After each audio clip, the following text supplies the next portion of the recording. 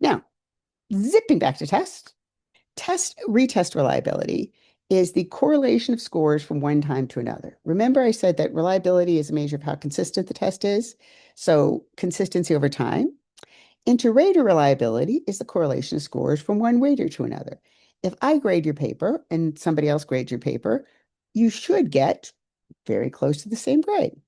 If we have high inter-rater reliability, if we have a test that has some open-ended questions, you should get close to the same grade, regardless of who's reading it.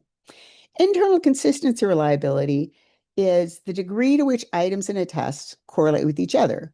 The nice thing about this is you only need to give a test once, and you only need it rated by one person to get internal consistency reliability. The idea is if this is a test of, say, science achievement, then all of the items in it should measure your knowledge of science, right? Then all of those items should correlate to some extent with one another. Not 1.0, because if they had a perfect correlation, you could just use one item. Reliability, I'll say it again, is a necessary but not sufficient condition for validity. You could be testing the same wrong thing over and over. If you give children who don't speak English a test in English, they'll probably get a low score the first time and the second time, and they'll probably get a low score whether I grade it or you grade it. But that doesn't mean it's valid to give a child who doesn't speak English a test in English. And if you think I'm kidding about that happening, I wish I was. Uh, Another example that we use in biostatistics, which I also teach, is pain assessment. You might think if you're rating pain on a scale that a person's not grimacing or complaining, but they're not in pain. So you rate that person as not needing pain medication, and you rate them that way twice. But maybe it turns out that your clinic serves a fair number of people who are refugees and come from a culture where it's not considered proper to complain or be loudly outspoken. Maybe you're underrating them every single time. All right, talked about reliability. I said it's a necessary condition for validity. So what is validity? Well, there's multiple types, but the most important type we'll get to next. Face validity is a test, looks like it tests what it's supposed to. If I ask you how many grapefruits are in your refrigerator, and I told you that's a measure of how good your home environment is, you would be right, at least skeptical. Face validity is actually important, I think, because it's important for people to feel like they're being tested fairly. So even if all the statistics line up, if I don't feel like it was a fair test, I, I would like a test to have face validity. Content validity, the test samples representative content from what's being tested. Last week, the test was on probability, and so most of the questions were on probability. There were a few in there that had to do with earlier weeks in the course, but mostly it was questions on probability. And there definitely weren't any questions on things like analysis of variance that doesn't come up for weeks from now. Predictive validity, as you might guess, is the correlation of the test with another measure that is in the future. For example, the SAT has predictive validity for college GPA. In some cases, maybe predictive validity is all we care about. If I am recruiting students into a program and your test predicts which students are going to graduate or which students are going to be successful, that might be all I care about. In general, that's not the case. If we want to know if we're supposedly measuring intelligence, that this really is a test of intelligence.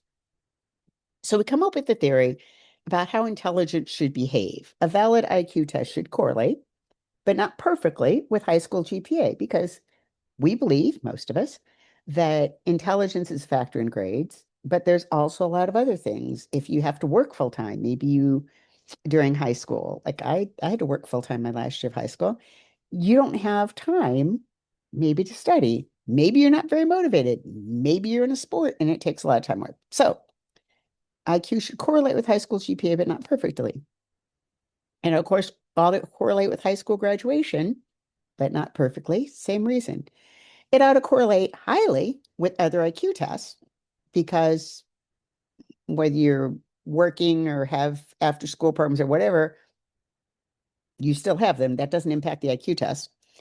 It should have high test retest reliability because we believe that intelligence is a pretty stable trait.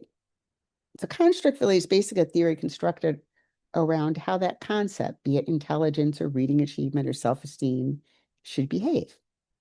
Some last thoughts. Randomized control trials are a good thing. If you could do it, if you could randomly assign students to be in a classroom with the new curriculum and a classroom with the old curriculum, that would be the way to go.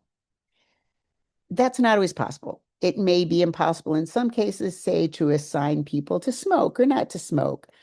It might be unethical to withhold treatment. If you're pretty sure that this program will improve academic achievement, you don't want to hold it out from the control group for a long time just to see how much better the intervention group's going to do and how much worse your control group's going to do. That's not a good thing. Randomized control trial is a great thing. If you can do it, randomly assign people to intervention and control or different treatments, but not always feasible. Why do we get different results from different studies? This is a question I get a lot. Sometimes people say, you can prove anything with statistics. This person found this, and this person found something else. There's a reason that different studies would have different results, that they may have used different populations. One of them may have done a study with students who were in a rural community and all of them had to work on farms in the summer. Some people might have done it with a more affluent population where all of the kids had access to every possible advantage in extra study classes and computers and everything. So you make a different population. Your samples vary. They might be biased. They might not be biased, but meant to generalize to different groups. If I did a study with undergraduates majoring in computer science and graduate students in education, there would probably be a number of differences. There may be different sample sizes, not enough power. Power is something we don't talk about a lot in here, but we will touch on a little bit. But maybe you didn't have a large enough sample to find a difference in groups, even when they're really there. Maybe you didn't control enough of the other variables. Maybe one of the samples was more experienced, more intelligent, had higher academic achievement. So there's all kinds of reasons from a sample point of view. And it may be that your measures were different, that you had less reliable or less valid measures in one study or the other. So that that is our very brief, super fast introduction to research design.